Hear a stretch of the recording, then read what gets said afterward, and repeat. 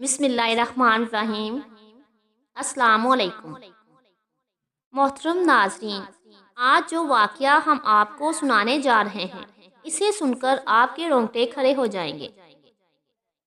اس قصے کو شیخ عبدالحق محدث دہلوی نے اپنی کتاب تاریخ مدینہ میں لکھا ہے کہ آج سے 800 سال پہلے مصر میں ایک بادشاہ ہوا کرتا تھا۔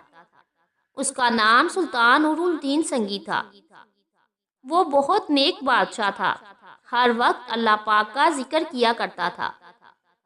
وہ روزانہ رات میں 1000 بار حضرت محمد صلی اللہ علیہ وآلہ وسلم پر درود پاک پڑھ کر سویا کرتا تھا۔ ایک رات تھکن کی وجہ سے سلطان نے صرف 700 بار درود شریف پڑھا اور سو گئے۔ تو خواب میں حضرت محمد صلی اللہ علیہ وآلہ وسلم کا دیدار ہوا۔ تو آپ صلی اللہ علیہ وآلہ وسلم نے فرمایا کہ اے نور الدین، آج میرے پاس 300 درہم کم کیوں بھیجے؟ یہ خواب دیکھتے ہی سلطان کی آنکھ کھل گئی اور انہوں نے اسی وقت 300 بار درود شریف پڑھ کر 1000 کی تعداد مکمل کی۔ اس واقعے کے کچھ ہی دنوں بعد سلطان نور الدین ایک رات سوئے ہوئے تھے کہ انہیں حضرت محمد صلی اللہ علیہ وآلہ وسلم کا دیدار ہوا۔ حضرت محمد صلی اللہ علیہ وآلہ وسلم نے سلطان سے کہا کہ اے سلطان، 2 عیسائی آدمی میرے جسم کو قبر سے نکالنا چاہتے ہیں، تم جلدی سے مدینے آ کر ان کی خبر لو، ورنہ میرا جسم ان عیسائیوں کے ہاتھ میں چلا جائے گا۔ اور پھر حضرت محمد صلی اللہ علیہ وآلہ وسلم نے سلطان کو ان دونوں عیسائی آدمیوں کی شکلیں دکھائیں۔ اسی وقت سلطان کی آنکھ کھل گئی تو سلطان نور الدین بڑا بے چین ہوا کہ آخر یہ کیسا خواب تھا اور حضرت محمد صلی اللہ علیہ وآلہ وسلم مجھ سے کیا کہنا چاہتے تھے۔ سلطان بستر سے اٹھے اور وضو کر کے 2 رکعت نماز ادا کی اور پھر لیٹ گئے۔ سلطان نور الدین کی آنکھ لگ گئی اور پھر خواب میں حضرت محمد صلی اللہ علیہ وآلہ وسلم کا دیدار ہوا۔ آپ فرما رہے تھے کہ سلطان، تم کیوں سو گئے؟ میری بات پر دھیان دو، جلدی سے مدینے آؤ اور مجھے ان دونوں عیسائی درندے سے بچاؤ جو میرا جسم نکالنا چاہتے ہیں۔ سلطان نور الدین گھبرا کر دوبارہ اٹھ گئے۔ اس بار بھی سلطان نے جا کر وضو کیا اور 2 رکعت نماز ادا کی۔ ان کی آنکھ پھر سے لگ گئی اور سلطان نور الدین پھر سے سو گئے۔ خواب میں انہیں پھر سے حضرت محمد صلی اللہ علیہ وآلہ وسلم کا دیدار ہوا۔ تو آپ صلی اللہ علیہ وآلہ وسلم نے تھوڑا سختی سے فرمایا کہ اے سلطان، جلدی سے مدینے آؤ اور مجھے ان عیسائیوں سے بچاؤ۔ سلطان نور الدین گھبرا کر اٹھ بیٹھے اور رات ہی میں اپنی ساری فوج کو جمع کیا اور کہنے لگے کہ کچھ نہ کچھ معاملہ ضرور ہے۔ حضرت محمد صلی اللہ علیہ وآلہ وسلم کے جسم مبارک کو کوئی خطرہ ہے، اسی لیے مجھے خواب میں بار بار حضرت محمد صلی اللہ علیہ وآلہ وسلم کا دیدار ہو رہا ہے اور حضرت محمد صلی اللہ علیہ وآلہ وسلم فرما رہے ہیں کہ مدینے آ کر مجھے ان عیسائیوں سے بچاؤ۔ سلطان نور الدین نے اپنا لشکر تیار کیا اور رات ہی میں ایک بڑی فوج کے ساتھ مدینہ کی طرف روانہ ہو گئے۔ 2 دنوں کے سفر کے بعد سلطان اپنے لشکر سمیت مدینہ پہنچے۔ سلطان کے وزیر جمال الدین نے کہا کہ اے سلطان، کہ اگر آپ سیدھا لوگوں سے یہ پوچھیں گے کہ کون حضرت محمد صلی اللہ علیہ وآلہ وسلم کا جسم مبارک نکالنے کی کوشش کر رہا ہے تو شاید وہ دونوں عیسائی چوکنا ہو جائیں اور ہمارے ہاتھ نہ لگے۔ اس لیے آپ ایک کام کریں کہ تمام مدینہ والوں میں انعام تقسیم کرنے کا اعلان کر دیں اور پھر ایک جگہ پر بیٹھ کر آپ ہر انعام لینے والے کی شکل دیکھیں۔ اس طرح آپ ان عیسائیوں کو آسانی سے پہچان لیں گے اور ہم انہیں پکڑنا آسان ہوگا۔ سلطان نے کہا ٹھیک ہے، اس کا انتظام کیا جائے۔ اور پھر صبح ہوتے ہی پورے مدینے میں اعلان کر دیا گیا کہ سلطان نور الدین کی طرف سے تمام مدینہ والوں کو انعام بانٹے جائیں گے۔ انعام تقسیم کے وقت سلطان ایک کرسی پر بیٹھ گئے۔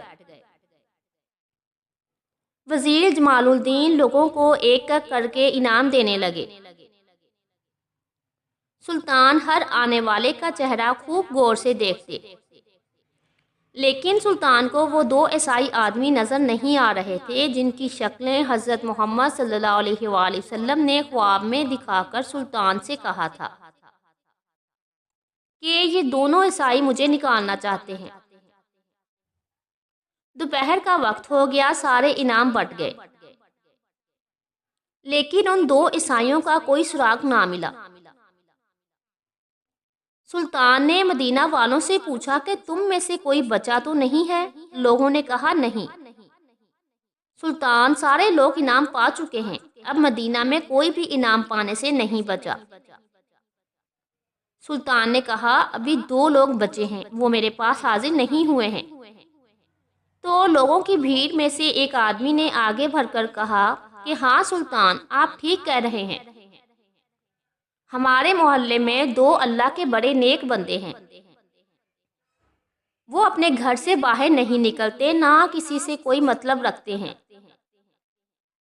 صرف نماز پڑھنے کے لیے مسجد نبوی میں آتے ہیں اور پھر اپنے گھر میں ہر وقت اللہ کی تسبیح پڑھا کرتے ہیں۔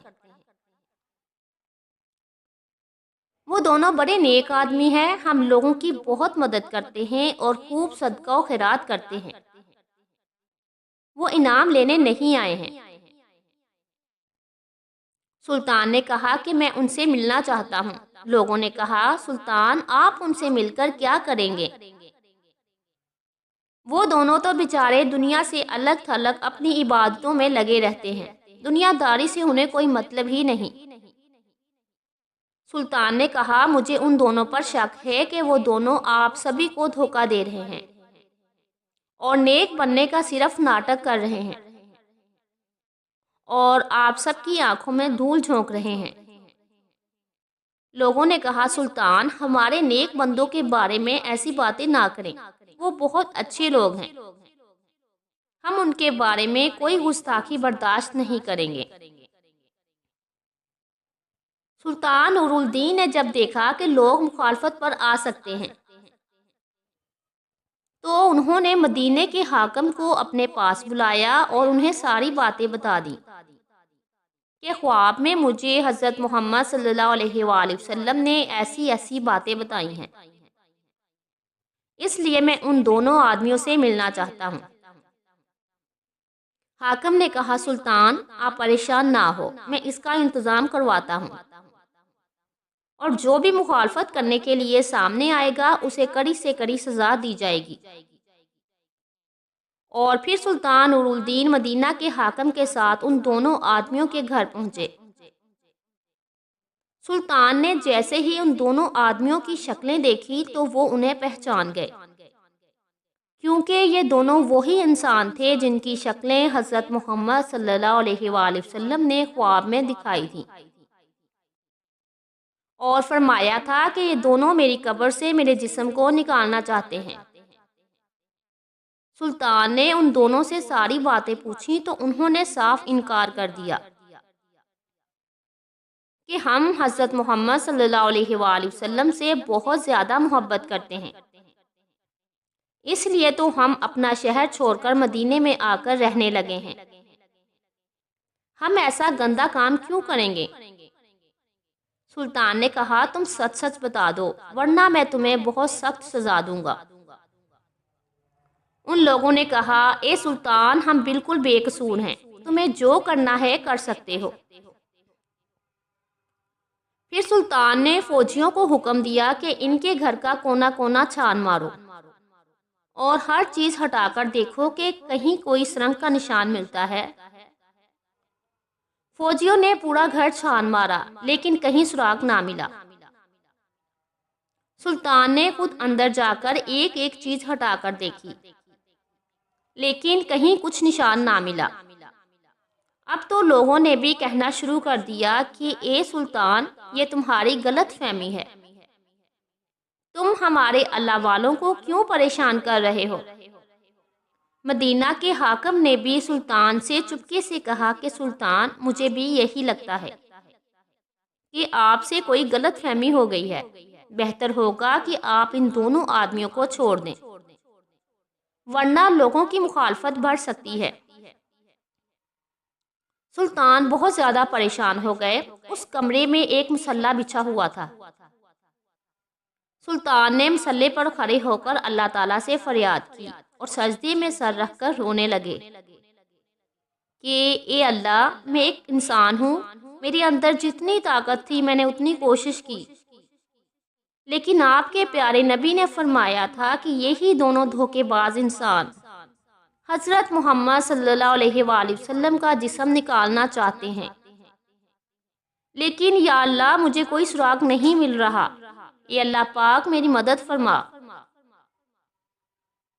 سلطان رو رو کر اللہ تعالیٰ سے دعا کر رہے تھے اور مدد مانگ رہے تھے کہ تبھی اللہ پاک کی طرف سے سلطان کے دل میں یہ بات ڈالی گئی کہ اے سلطان، تم ان دونوں کے کمرے سے ہر چیز ہٹا کر دیکھ لی، ہر طرح سے تلاشی لے لی، لیکن ذرا یہ مصلی بھی ہٹا کر دیکھو جس پر بیٹھے تم مجھ سے دعا مانگ رہے ہو۔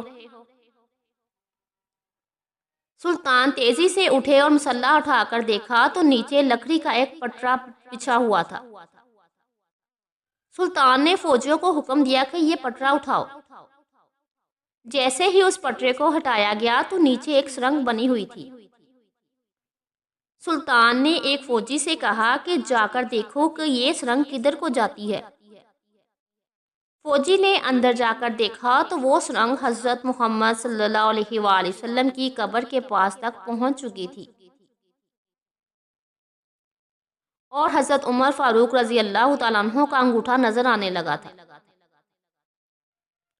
فوجی نے واپس آ کر سلطان کو یہ باتیں بتائیں تو سلطان نے ان دونوں عیسائیوں کو گرفتار کروا کر اپنے سامنے پیش کیا اور پھر ان سے پوچھا کہ اب تم سچ سچ بتا دو ورنہ میں تمہاری گردن اڑا دوں گا۔ ان دونوں نے جواب دیا کہ اے سلطان، ہمیں عیسائیوں کی طرف سے یہاں مدینہ بھیجا گیا ہے تاکہ ہم مسلمانوں کے نبی حضرت محمد صلی اللہ علیہ وآلہ وسلم کا جسم انہیں دے سکیں، اور اس کے بدلے میں ہمیں بہت سارا انعام دیا جائے گا۔ اسی لیے ہم دونوں نے اپنا بھیس بدلا اور ایک نیک آدمی کی شکل بنا کر مدینے میں آ کر رہنے لگے۔ خود پر لوگوں کا بھروسہ بڑھانے کے لیے ہم لوگوں میں صدقہ خیرات کرتے تھے تاکہ کسی کو ہم پر شک نہ ہو سکے۔ جب سبھی لوگ رات میں سو جاتے تو ہم دونوں اس سرنگ کو کھودتے اور اس کی مٹی باہر قبرستان میں قبروں کے اوپر ڈال آتے تاکہ کسی کو پتہ بھی نہ چل سکے۔ کل ہمارا کام مکمل ہو جانا تھا اور ہم رات ہی میں تمہارے نبی کا جسم لے کر اپنے شہر چلے جاتے، پھر ہم عیسائی تمہارے نبی کے جسم کے ساتھ بہت برا سلوک کرتے، استغفر اللہ، اور تم مسلمانوں کو تکلیف دیتے۔ لیکن پتہ نہیں کیسے اے سلطان تمہیں اس بات کی خبر ہو گئی اور ہمارا سارا پلان چوپٹ ہو گیا۔ سلطان نے آگے بڑھ کر ان دونوں کے گریبان پکڑے اور بہت تیز انہیں پیچھے کو دھکا دیا اور پھر وزیر کو حکم دیا کہ ان دونوں کو جانوروں کے ساتھ باندھ کر پورے مدینے میں گھسیٹا جائے اور پھر انہیں پھانسی کی سزا دے دی جائے۔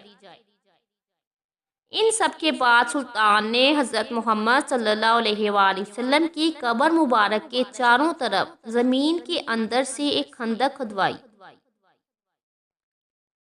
اور اس میں 7 دیواریں بنوا کر اس میں پگھلا تانبا، لوہا اور تالکول ڈلوا دی تاکہ کوئی دوبارہ حضرت محمد صلی اللہ علیہ وآلہ وسلم کے جسم مبارک کو نکالنے کی ہمت بھی نہ کر سکے۔ کتابوں میں لکھا ہے کہ اس واقعے کے بعد سلطان نور الدین مدینہ کی گلیوں میں رو رو کر اللہ پاک سے کہا کرتے تھے کہ اے اللہ پاک، اتنی بڑی دنیا میں تو نے مجھ جیسے فقیر کو اس عظیم کام کے لیے چنا۔ اس پر میں اللہ پاک تیرا جتنا شکر ادا کروں بہت کم ہے۔ اللہ پاک ہمیں بہتر عمل کرنے کی توفیق عطا فرمائے اور ہمیں نیکوکاروں میں شامل کرے۔ اے اللہ پاک ہمیں اپنے شکر کرنے والے بندوں میں شامل فرما، آمین۔ جزاک اللہ۔ ویڈیو پسند آئے تو کامنٹ سیکشن میں ضرور بتائیے گا، ویڈیو کو لائک اور شیئر ضرور کیجیے گا، اور جو میرے چینل پر نئے ہیں وہ میرے چینل کو سبسکرائب کر لیجیے۔ اللہ حافظ۔